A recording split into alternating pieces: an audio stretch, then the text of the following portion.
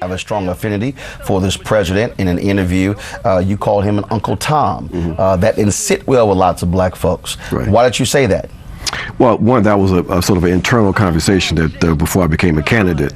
But it was an assessment that I made that was based on my understanding of the kind of role that this man had, the potential he had as a change maker, and his failure to do that, to basically decide he was going to defend and protect concentrated white power when he had a chance to, in fact, make some real changes for African Americans and other oppressed people in this country. So basically, anytime you make those kind of decisions, then you can be accused of being a 21st century version of That's Uncle Tom. interesting. Well, no, first and foremost, I'm not a person that gets to the habit of defending President Obama, but I will say, when it comes to recent presidents that have done amazing things for African Americans, I think the president probably tops that list.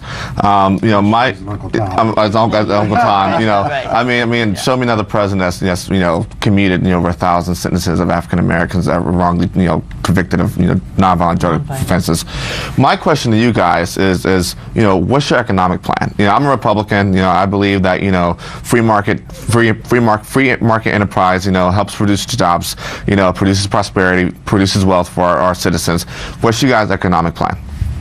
Well, I'm going to tell you, and one thing about Obama that we do disagree with is the fact that we don't see the evidence that he was better than LBJ, for example. I think that's we see different times, different times, different contexts. But the conditions that we face seem to be persistent. They seem to be the same. That we have levels of poverty that almost matches what we had in the mid 1960s. So where was the special programs to address urban poverty? Where was the special programs to bail out African American homeowners? Where was the program to address the astronomical unemployment among young people in these cities and in rural areas? There were no specific policies to deal with not only African Americans but the working class here in this country. So even the Affordable Care Act, we still have 28 million people without health insurance. It was Obama that doubled the bail on our dear sister Assata Shakur. It was Obama that prevented or tried to prevent Aristide coming back to Haiti. It was Obama that gave the cover to the U.S. state not to participate in the Durban process.